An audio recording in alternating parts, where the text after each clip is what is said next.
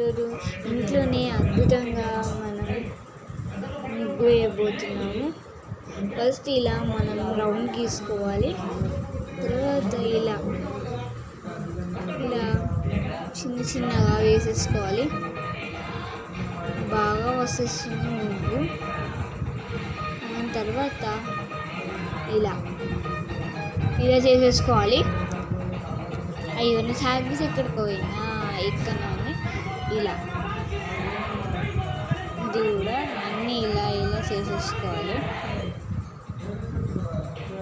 అన్నీ ఇలా అయిపోతుంది ఫ్రెండ్స్. తర్వాత మీకు ఇష్టం నేనైతే ఈ వీడియో అయితే ఇలా చేసేసుకుంటున్నా. ఇలా